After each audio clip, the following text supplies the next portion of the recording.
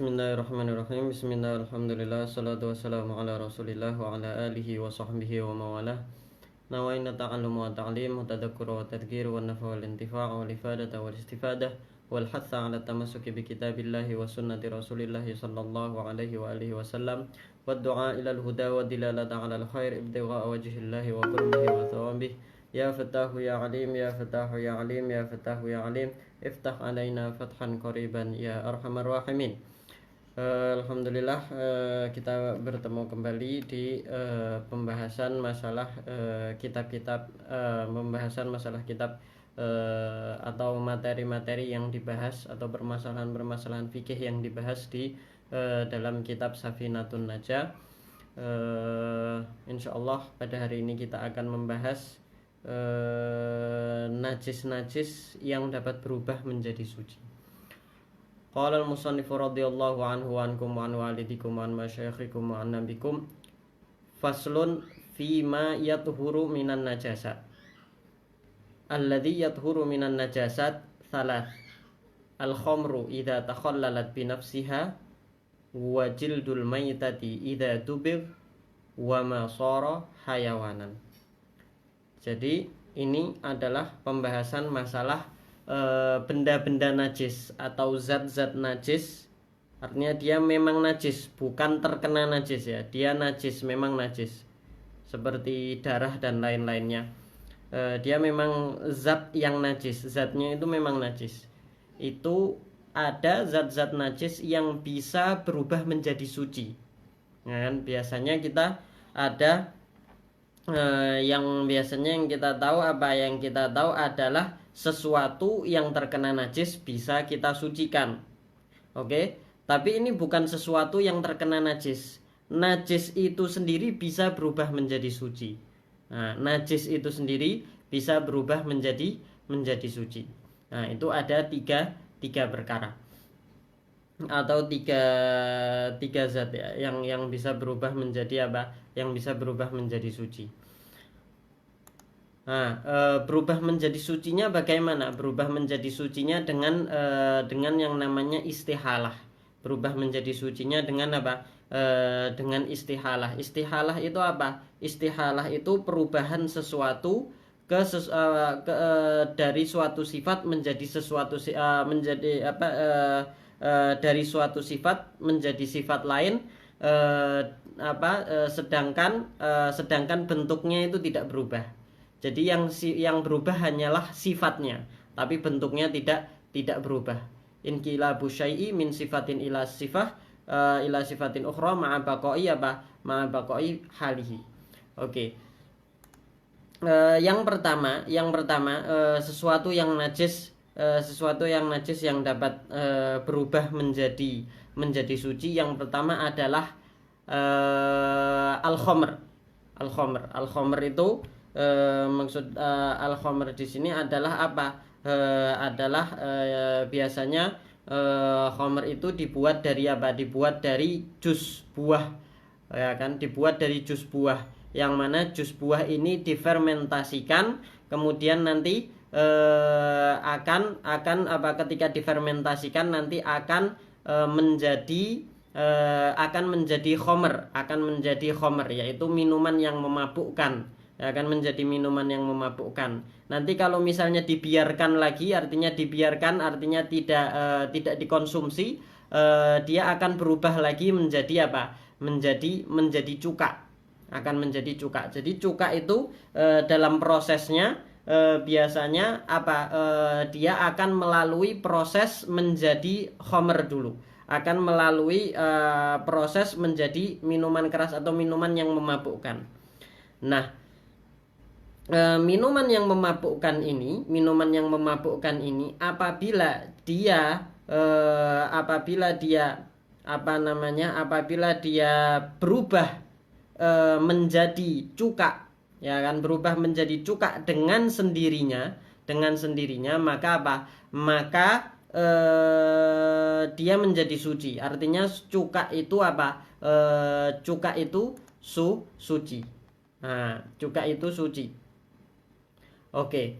Nah, tapi di sana biasanya ada orang yang menggunakan atau melakukan proses pembuatan cuka ini dengan menggunakan atau memasukkan sesuatu ke dalam jus tersebut, ya kan, memasukkan sesuatu dalam jus tersebut supaya proses perubahan menjadi cukanya itu semakin cepat. Artinya tidak perlu menunggu lama, ya kan, tidak perlu menunggu lama, artinya supaya cepat mereka memasukkan sesuatu ke dalam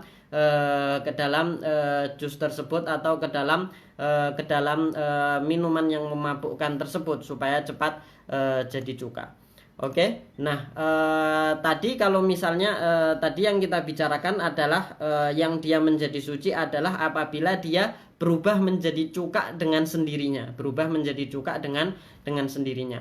Tapi kalau misalnya dimasuki sesuatu bahan suatu bahan atau suatu zat lain ke dalam ke dalam khamr tersebut atau ke dalam minuman yang memabukkan tersebut.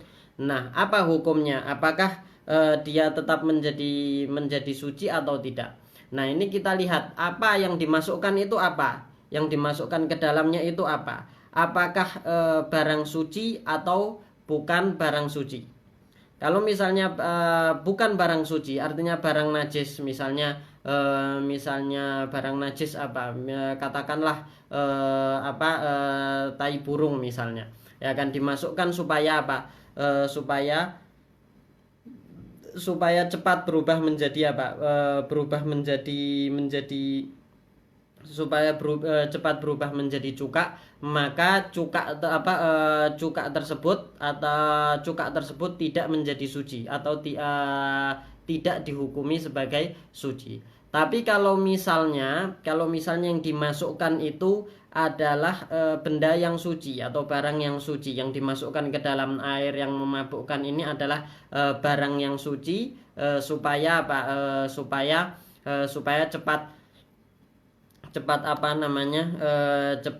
cepat menjadi cuka. Nah, itu kita lihat juga. Artinya kalau misalnya kita biarkan barang tersebut ada di dalam khamr itu, ada di dalam air yang memabukkan itu sampai berubah menjadi cuka, maka cuka tersebut tidak suci, artinya menjadi najis. Kenapa menjadi najis? Karena barang tersebut bukan termasuk dari air yang memabukkan itu, tapi barang lain dari luar. Nah, ketika dimasukkan ke dalam air yang memabukkan, maka barang tersebut jadi apa? Jadi najis. Ketika air yang memabukkan ini menjadi cuka, barang tadi itu yang dimasukkan itu kan tadi sudah terkena najis, sehingga dia menjadikan air cuka itu tadi najis, karena dia tidak ikut berproses bersama air yang memabukkan tersebut, karena tidak ikut jadi cuka, ya kan? Jadi dia tetap najis. Nah, kecuali kalau misalnya barang itu tadi setelah dimasukkan dikeluarkan sebelum air itu berubah menjadi cuka, dan tidak ada sedikit pun dari barang tersebut yang tercecer, dari barang tersebut yang tertinggal di dalam cuka tersebut. Maka dalam keadaan seperti ini maka khamr tersebut atau air yang memabukkan tersebut ketika menjadi cuka dia tetap suci. Jadi khamr itu dia atau air yang memabukkan itu dia bisa suci menjadi suci ketika menjadi cuka dengan berapa syarat atau dengan berapa keadaan. Yang pertama apabila berubah dengan sendirinya tanpa ada bantuan barang lain, tanpa dimasuki barang lain, atau dengan dimasuki barang lain dengan syarat barang lainnya itu adalah barang suci dan dikeluarkan sebelum berubah menjadi cuka, dan sebelum berubah menjadi cuka, dan tidak ada sedikit pun dari barang tersebut yang tercacar. Oke, itu. Kemudian najis yang lainnya yang dapat berubah menjadi suci adalah Adalah kulit bangkai. Kulit apa? Kulit bangkai apabila disamak. Bangkai. Jadi bangkai itu apa? Bangkai itu adalah hewan, ya kan? Selain manusia ya. Selain manusia dan ikan selain manusia dan ikan dan belalang. Oke, jadi dia adalah hewan yang mati. Oke, mati tanpa disembelih secara syar'i. Ya kan, hewan yang mati tanpa disembelih secara syar'i, artinya secara aturan Islam. Ya kan? Artinya karena hewan ini imma dia tidak dimakan, artinya bukan termasuk hewan yang dimakan, maka kalau hewan yang tidak dimakan ini walaupun dia disembelih secara syar'i, walaupun dia disembelih secara islami, itu tetap tidak menjadi suci, ya kan, tidak menjadi suci. Beda sama artinya dia tetap menjadi bangkai. Beda sama hewan yang memang boleh dimakan. Hewan yang memang boleh dimakan ketika disembelih secara syar'i, maka dia semuanya menjadi suci. Artinya tidak menjadi bangkai, tapi dia menjadi suci dan boleh dimakan. Itu kalau misalnya hewan yang memang boleh dimakan. Tapi kalau hewan yang tidak boleh dimakan walaupun disembelih secara syar'i, ya dia tetap Dia tetap tidak boleh dia tetap menjadi bangkai. Artinya tetap najis, kulitnya semuanya tetap najis. Oke. Nah, artinya di sini termasuk artinya di sini yang termasuk bangkai itu adalah hewan yang tidak hewan yang tidak dimakan, ya kan? Bangkai hewan yang tidak dimakan, atau hewan yang dimakan tapi disembelihnya tidak secara syar'i. Misalnya yang menyembelih bukan orang muslim, atau yang menyembelih misalnya, atau misalnya disembelihnya itu bukan dengan memotong saluran nafas dan saluran makanannya, atau yang menyembelih itu adalah orang yang dalam yang disembelih itu adalah hewan liar yang disembelih oleh orang yang sedang berhaji atau berumroh. Oke, itu semuanya Itu semuanya hewan-hewan tersebut menjadi bangkai dan semua anggota tubuhnya itu menjadi najis. Nah, tapi ada satu bagian dari bangkai yang najis ini, dia bisa menjadi suci, yaitu kulitnya. Kulitnya itu bisa menjadi suci. Ya kan, kulit bangkai itu bisa menjadi suci apabila disamak. Artinya di sini kulit ini tidak mesti harus kulit hewan yang dimakan. Artinya walaupun kulit hewan yang tidak boleh dimakan, itu ketika dia disamak tetap akan berubah menjadi suci, kecuali kulit anjing dan babi ya, kecuali kulit anjing dan babi. Oke, apa maksud dari disamak itu? Disamak itu adalah dihilangkan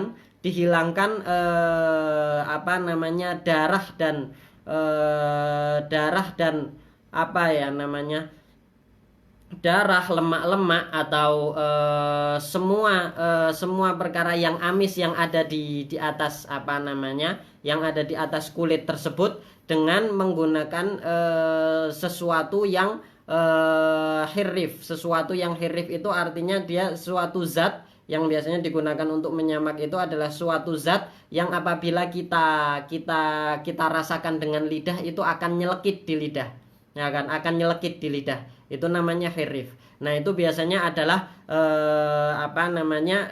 zat yang biasanya digunakan untuk menyamak kulit. Oke. Nah, kapan kulit itu dikatakan berubah berubah apa namanya berubah menjadi suci apabila kotoran-kotoran atau darah-darah dan lain-lainnya yang ada di atas kulit itu sudah hilang, yang mana apabila kita rendam itu tidak akan rusak kulit tersebut. Yang apabila kita rendam di dalam air, maka kulit itu tidak akan rusak. Berarti apa? Proses penyamakannya sudah berhasil. Oke, proses penyamakannya sudah berhasil. Nah, dan yang suci ini hanya apa? Yang suci hanya apa? Yang suci hanyalah kulitnya. Adapun rambutnya itu tidak ikut suci. Artinya rambutnya tetap najis. Kalau misalnya dia memang bangkai najis, maka rambutnya itu tetap najis, tidak ikut suci. Nah, jadi ini dalam masalah bangkai. Tapi kalau hewan-hewan yang misalnya kita sembelih ketika kurban kemarin, itu kulitnya memang sudah suci dari sananya. Karena kita sembelih secara syar'i, memang sudah kulitnya memang sudah suci. Jadi tidak perlu menyamak dilakukan penyamakan terhadap kulit tersebut bukan dengan tujuan untuk menyucikan, tapi supaya tidak rusak kulit tersebut. Kemudian termasuk yang dapat berubah menjadi suci adalah najis-najis yang yang berubah menjadi hewan. Najis-najis yang berubah menjadi hewan, misalnya seperti hewan najis atau bangkai yang berubah menjadi belatung misalnya. Bangkai yang berubah menjadi belatung bangkai itu kan najis. Ketika dia berubah menjadi belatung, maka belatung tersebut itu suci hukumnya. Tidak najis karena terjadi istihalah. Nah, termasuk juga najis-najis yang berubah menjadi suci itu seperti darah berubah menjadi berubah menjadi susu, darah berubah menjadi mani, darah menjadi janin, ya kan, atau darah berubah menjadi kasturi pada kijang, ya kan. Bahkan air yang sedikit ketika air yang najis yang menjadi najis yang terkena najis ketika sedikit kemudian kita jadikan banyak menjadi 2 kullah, kemudian menjadi banyak, itu kata Imam Syarqawi itu termasuk benda najis yang berubah menjadi benda najis yang berubah menjadi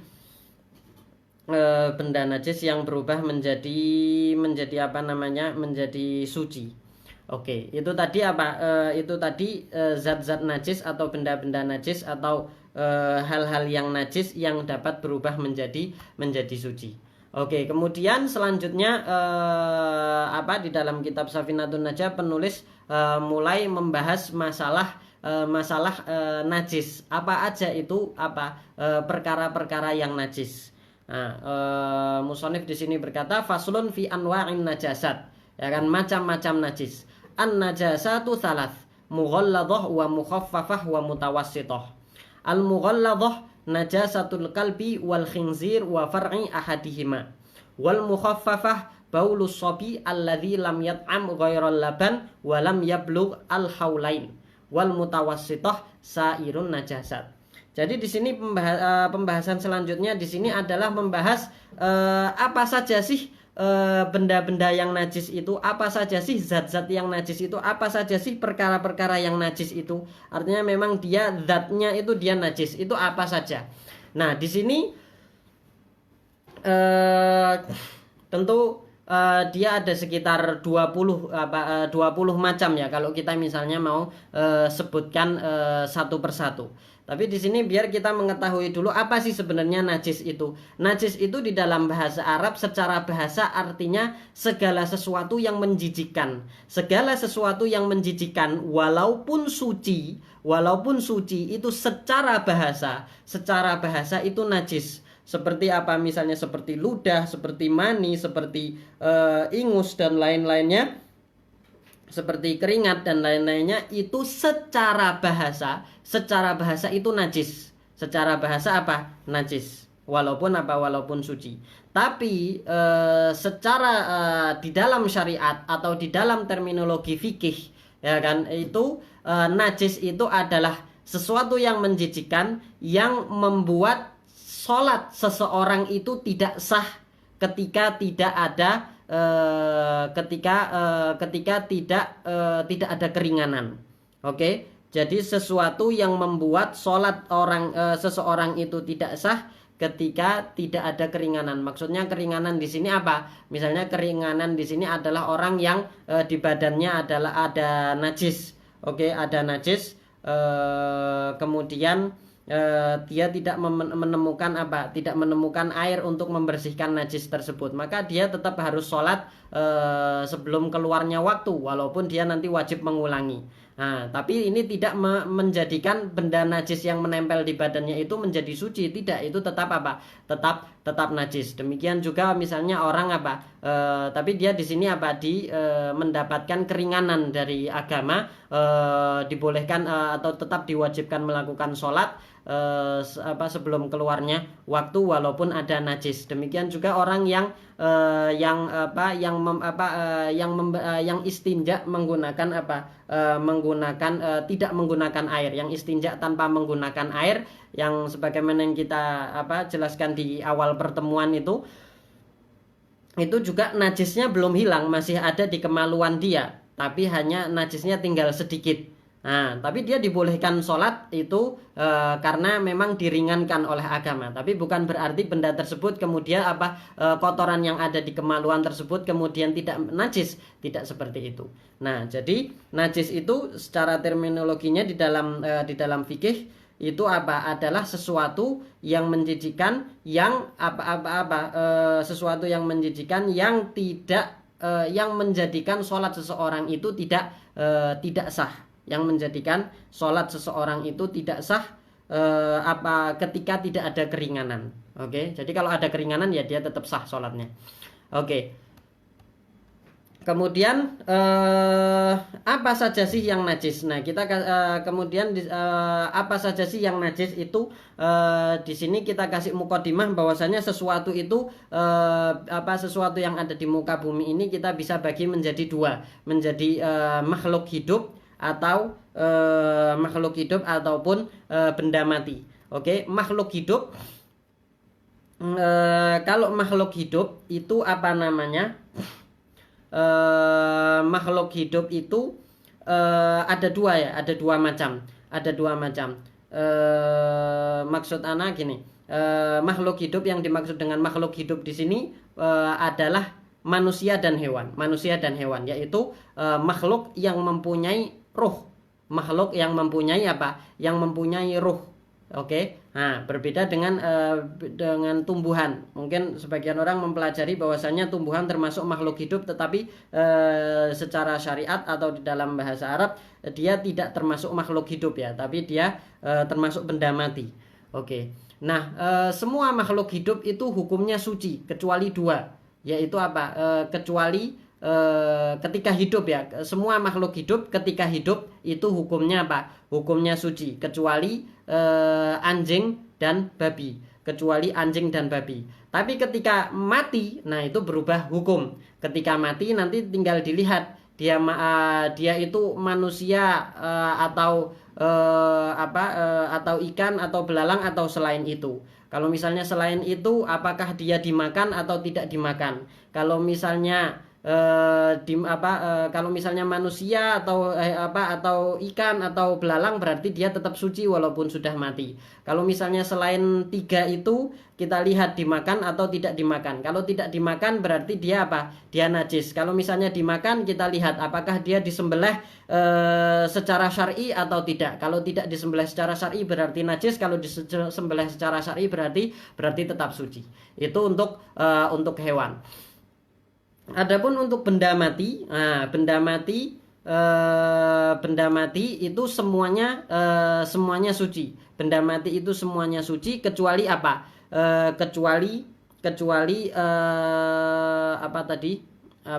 yang kita sebut tadi, khamr, yaitu minuman yang memabukkan atau cairan lah. Kita sebut lebih umumnya cairan yang memabukkan. Semua cairan yang memabukkan itu apa? Itu najis, walaupun dia benda mati, ya kan? Nah, selain itu semua benda mati itu hukumnya apa? Hukumnya adalah suci. Oke, kemudian ada hal yang ketiga. Hal yang ketiga ini adalah yang keluar dari badan makhluk hidup. Yang keluar dari badan makhluk hidup ini apa hukumnya? Nah, itu ada kita bisa bagi menjadi 3 bagian, ya kan? Apabila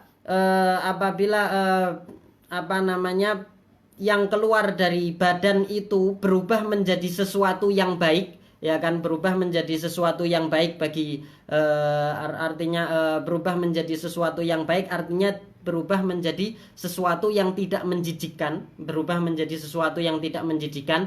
atau berubah menjadi sesuatu yang tidak kotor, gitu kan. Tidak kotor dalam artian apa ya? Di dalam bahasa fikihnya apa? Yastahilu ila sholah, ya kan. Itu seperti susu, seperti keringat, seperti ludah, seperti ingus, seperti dahak, itu semuanya apa? Suci. Tapi kalau misalnya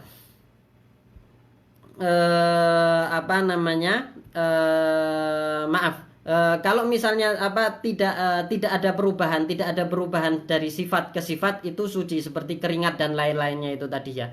Tapi kalau misalnya ada perubahan dari darah kemudian menjadi sesuatu yang bermanfaat seperti susu, maka apa? Itu suci.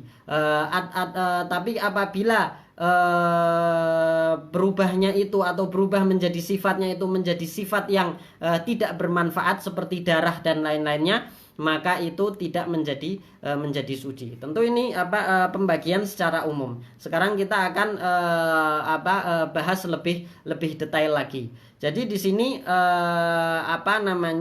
penulis itu membagi najis menjadi 3.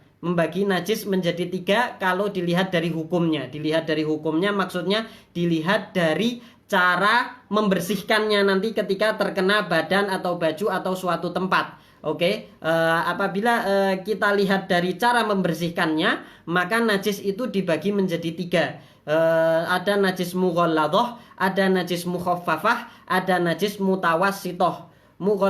Najis mughalladhah itu ada cara sendiri dalam membersihkannya. Kemudian najis mukhaffafah itu ada cara sendiri dalam membersihkannya. Kemudian najis mutawassithah itu ada cara sendiri dalam membersihkannya. Oke, sekarang apa najis mughalladhah itu? Najis mughalladhah itu cuma 2. Yang pertama adalah anjing, yang kedua adalah babi. Demikian juga anak turunannya, ya kan, anak turunan dari anjing ataupun babi. Walaupun anjing ataupun babi ini kawinnya dengan hewan yang suci, dengan kambing ataupun dengan sapi ataupun dengan kucing dan lain-lainnya, tetap apa yang dilahirkan dari keturunan babi ataupun keturunan anjing itu hukumnya tetap suci. Demikian juga semua yang keluar dari daging dari tubuh anjing ataupun babi. Seperti kotorannya, keringatnya, air liurnya, darahnya, susunya, itu semuanya hukumnya adalah najis mughalladhah. Apa artinya mughalladhah? Artinya dia najis yang parah. Karena nanti kenapa dikatakan parah? Karena kita harus berlebihan dalam membersihkannya atau mensucikannya, sebagaimana yang akan kita jelaskan nanti ya. Nah, jadi apapun nanti yang terkena, segala sesuatu yang terkena nanti, atau nanti kita jelaskan ketika kita membahas masalah cara membersihkannya. Nah, kemudian selanjutnya adalah najis mukhaffafah. Najis mukhaffafah ini adalah najis yang ringan. Artinya membersihkannya tidak sesulit najis mughalladhah dan tidak sesulit najis mutawassithah. Cara mensucikannya yaitu apa? Yaitu air kencing. Ya, najis mukhaffafah ini adalah air kencing bayi yang belum mengkonsumsi, artinya belum yang makanannya itu masih air susu. Yang makanannya itu masih air susu dan dia belum mencapai umur 2 tahun. Dia belum mencapai umur 2 tahun. Jadi di sini ada syarat-syarat, ya kan? Air kencing bayi laki-laki. Oke, air kencing bayi laki-laki yang belum Yang belum makan selain susu. Oke, yang belum makan selain susu dan belum mencapai umur 2 tahun. Jadi di sini ada syarat-syarat. Syarat yang pertama, dia harus air kencing. Artinya beraknya, ya kan, beraknya itu Beraknya itu atau tinjanya itu hukumnya tetap najis mutawasitoh nanti, tidak menjadi najis mukhafafah. Jadi yang dihukumi mukhafafah hanya air kencingnya saja. Kemudian air kencing ini harus air kencingnya bayi laki-laki. Kalau air kencingnya bayi perempuan atau bayi yang tidak jelas kelaminnya, itu tetap hukumnya najis mutawasitoh. Tetap hukumnya adalah najis mutawasito. Kemudian selanjutnya bayi ini belum mengkonsumsi atau belum makan makanan selain air susu. Belum makan makanan selain air susu. Artinya ini makanan yang dimakan untuk pertumbuhan, ya, bukan makanan yang dimakan untuk barokah atau untuk pengobatan, ya kan. Tapi kalau yang dimakan itu adalah untuk barokah ataupun untuk pengobatan, maka maka itu tidak dianggap, ya kan. Tapi di sini adalah makan yang dimakan dalam rangka untuk peningkatan dalam rangka untuk makan biasa, litaghadzi, artinya untuk supaya untuk pertumbuhan, ya, untuk pertumbuhan. Bukan obat, dia bukan obat. Dan di sini susu tidak disyaratkan susu ibu, artinya susu apapun, ya kan, walaupun bahkan bukan dalam bentuk susu tapi dia terbuat dari susu, misalnya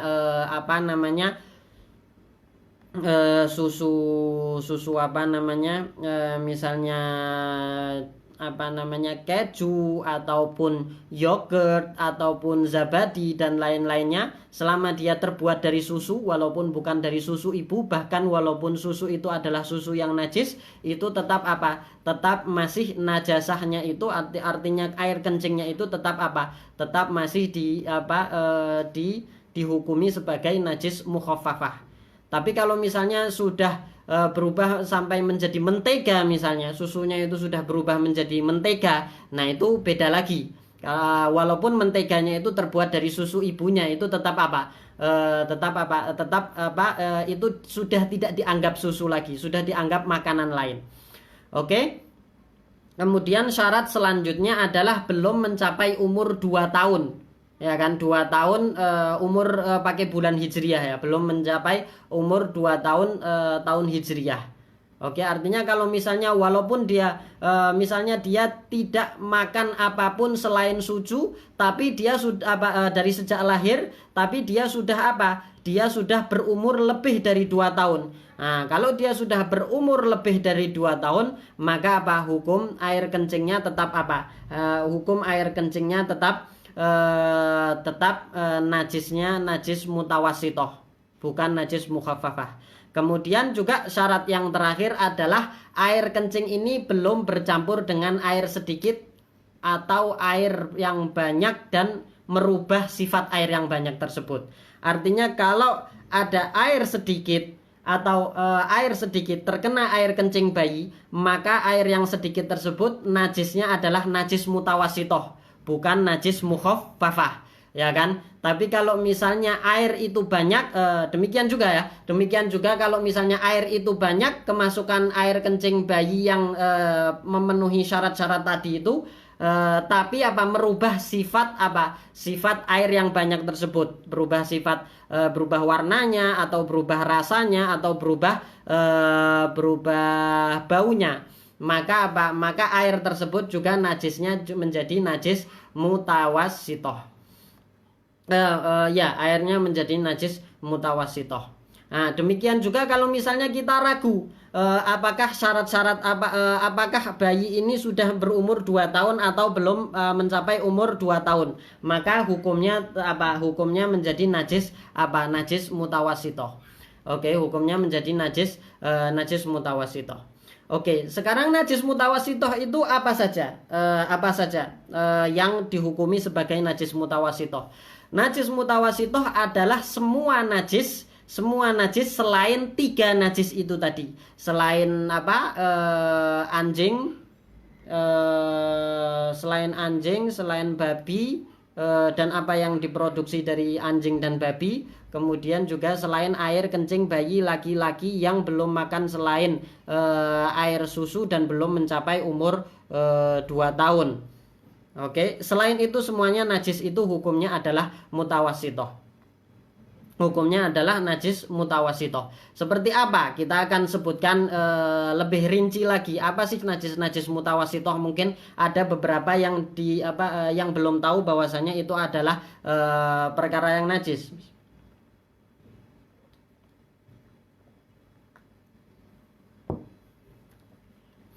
Yang pertama yang tadi kita sudah sebutkan adalah benda yang atau airnya, cairan, air yang memabukkan.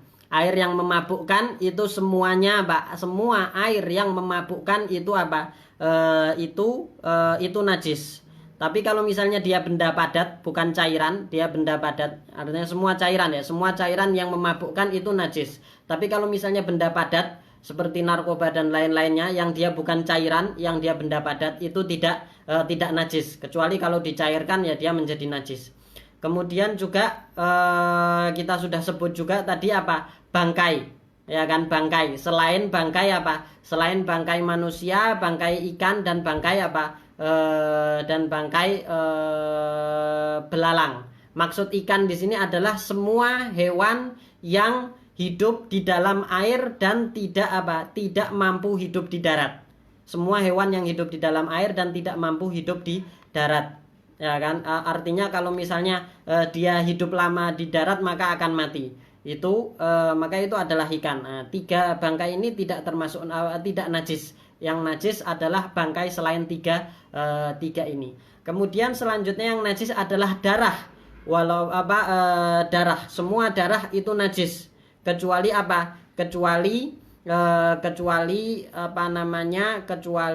hati. Oke, kecuali hati dan limpa.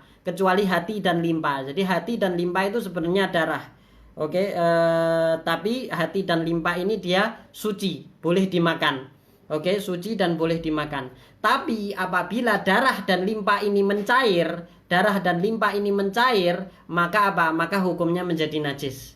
Oke, darah dan limpa ini mencair maka hukumnya menjadi najis. Kemudian selanjutnya yang termasuk yang najis itu adalah cairan koreng. Antum tahu koreng itu yang biasanya kalau kita jatuh atau berdarah kemudian lama kelamaan akan muncul kulit berwarna coklat. Itu kalau misalnya kita kelupas dia akan mengeluarkan air bening. Oke, air bening. Oke, kalau kulit korengnya itu sendiri suci, tapi air bening ini kalau misalnya berubah warna, artinya tidak jernih airnya, artinya warnanya warnanya berubah, kemudian rasanya berubah, kemudian baunya juga berubah, maka dia najis. Tapi kalau misalnya tidak ada perubahan sifat tersebut, maka dia tetap suci. Kemudian juga yang najis juga itu nanah, ya kan, air nanah itu juga najis. Kemudian juga yang termasuk yang najis adalah air empedu. Empedunya sendiri suci, cuman air yang ada di dalam empedu itu najis. Kemudian juga yang termasuk najis adalah racun atau bisa, ya kan, bisa yang ada di hewan, bisa ular atau bisa kalajengking dan semua hewan berbisa, ya kan, semua hewan berbisa itu bisanya bisanya adalah najis hukumnya. Kemudian termasuk yang najis juga semua yang keluar dari dari lambung. Semua yang keluar dari lambung, artinya semua yang dimuntahkan oleh seseorang dari dalam lambungnya, dari dalam badannya, itu semua yang dimuntahkan oleh seseorang dari badannya, atau semua yang keluar dari lambung seseorang itu itu hukumnya najis. Mau keluar dari mulut, mau keluar dari bawah, itu semuanya semua najis. Seperti muntah itu najis walaupun tidak ada perubahan, walaupun sama seperti air yang kita minum tadi, ketika sudah menjadi muntah, dia walaupun jernih, walaupun tidak ada perubahan, dia tetap najis hukumnya. Oke, hukumnya tetap najis. Nah, kemudian juga termasuk yang najis itu adalah air kencing, kemudian juga madhi. Tahu madhi ya? Madhi itu adalah air yang kuning, ya kan, air yang lengket, ya kan, air yang lengket tapi dia agak kental, ya kan, air lengket kental agak kekuningan biasanya keluar ketika syahwat itu meningkat, ya kan, ketika syahwat itu meningkat, tapi keluarnya tidak seperti mani. Kalau mani kan keluarnya itu ada rasa kenikmatan, ya kan, ada rasa kenikmatan dan ada syahwat yang kuat ketika keluar. Tapi kalau kalau madhi ini biasanya keluar ketika syahwat mulai bergejolak. Ketika syahwat keluarnya mulai bergejolak, dan keluarnya itu biasanya mengalir biasa, tidak seperti mani. Oke.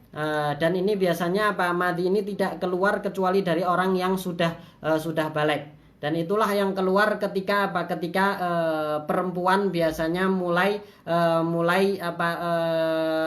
syahwatnya mulai bergejolak, itu yang keluar dari wanita. Oke. Dan biasanya kadang seseorang merasakan, tapi biasanya tidak merasakan ketika keluar madhi itu. Kemudian ada lagi wadi. Wadi itu apa? Wadi itu air berwarna putih pekat, kental, ya, kemudian keruh warnanya, biasanya keluar setelah kencing atau setelah mengangkat beban berat, ya kan, atau ketika mengangkat beban berat, itu namanya wadi. Itu juga najis. Jadi madhi dan wadi itu semuanya najis. Yang tidak najis itu hanya mani. Oke, kemudian selanjutnya adalah kotoran, tinja. Tinja itu semuanya najis walaupun dari walaupun tinjanya ikan itu atau belalang itu juga juga najis. Cuman nanti kalau yang di dalam air itu ma'fu, gitu kan. Nah, jadi kita ngomongin najis ini bukan berarti tidak ada yang ma'fu, ya. Ada yang ma'fu, ada yang tidak ma'fu. Oke, kemudian juga termasuk yang najis adalah susu dari hewan yang tidak dimakan. Susu hewan yang haram dimakan itu susunya najis. Oke, susu hewan yang haram dimakan itu susunya najis. Kemudian juga termasuk yang najis muntahan sapi. Jadi sapi itu kalau makan itu dia masukkan ke dalam mulut, kemudian nanti dimuntahkan lagi, dikunyah lagi, kemudian dimasukkan lagi. Nah, muntahannya itu juga itu juga najis. Kemudian juga yang termasuk najis itu adalah asap dari benda najis yang dibakar. Asap dari benda najis yang dibakar itu juga najis. Juga najis. Nah, najis semua yang kita sebutkan ini adalah najis mutawassitoh. Najis mutawassitoh, yang mana nanti akan kita jelaskan hukumnya. Karena ini waktunya sudah habis, maka untuk cara membersihkan atau mensucikan masing-masing dari ketiga najis tersebut akan kita bahas di pertemuan selanjutnya. Mungkin itu saja. Wassallallahu ala sayyidina Muhammadin wa ala alihi wa sahbihi wasallam walhamdulillahi rabbil alamin.